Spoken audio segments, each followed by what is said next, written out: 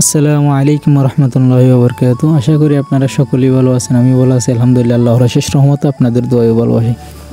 তো গাইস দেখেন, এখন মাগরিবের সময় আমাদের এখানে।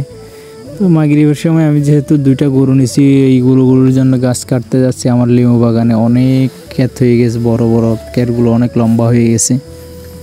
তো আমি আসলে এই গাছগুলো সাফ করতেছি না, যে এখানে যে সাফ করবো ওই টাকাটা পর্যন্ত আমার আসে না। আমি লেবু বাগানটা করে একদম বড় একটা লস খাইছি। তো যে সময় সৌদি আরবে ছিলাম আসলে টাকার কমতি ছিল না, অভাব ছিল না। মনে করছিলাম লেবু বাগানটা করে অনেক লাভ হবে। যাই হোক, অনেক বড় একটা লস খাইছি লেবু বাগানের মধ্যে। আসলে আপনারা যারা লেবু বাগান করবেন একটু ভেবে চিন্তে করবেন, যেহেতু লেবু বাগান 1 বিঘা দিয়ে কিচ্ছু করা যায় না, ঠিক আছে। অনেক পরিমাণ জায়গাতে লেবু বাগান দিতে হবে আর প্রচুর পরিচর্যা করতে হবে, আর না হলে এই গাছগুলো ফলন দেবেন আপনাকে, ঠিক আছে। তো যাই হোক, লেবু বাগানে দেখতেছি যে অনেক বড় বড় গাছ হয়ে গেছে। এগুলো আমি কাটিনে গরুর জন্য রাখছি, এই জন্য এখন গরুর জন্য আমি সবগুলো গাছ আস্তে আস্তে কেটে কেটে গরুর খাওয়াবো।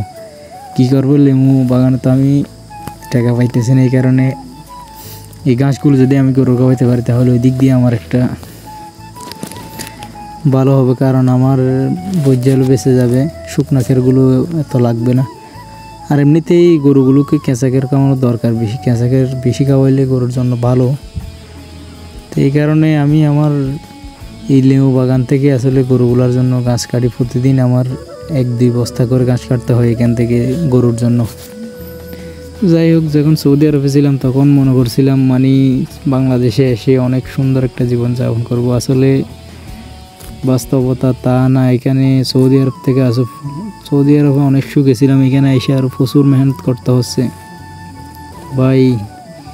শুধু শুধু চলে আসলাম সৌদি আরব থেকে। এখানে এসে বুঝতে পারতেছি কী অবস্থা বাংলাদেশে। আসলে বাংলাদেশে যখন ছিলাম না তখন বুঝতাম না, আমি সৌদি আরবে যখন ছিলাম তখন বুঝতাম যে বাংলাদেশে গেলে কী না সুখ হবে। হাই রে জীবন, সৌদি আরবে যেগুলো করিনি এখন বাংলাদেশে এসে এগুলো করতে হচ্ছে আমার। তো যাই হোক, এগুলো হচ্ছে তো সব নসিবে আছে, তাকদিরে আপনার যা আছে তাই করতে হবে। তো গাইস, মাঝখানে অনেক দিন আমি ভিডিও বানাইনি, এই কারণে আপনাদের বেশি বেশি সাপোর্ট দরকার আমার, যেহেতু আমার পেজটা একদম বসে গেছে এই কারণে।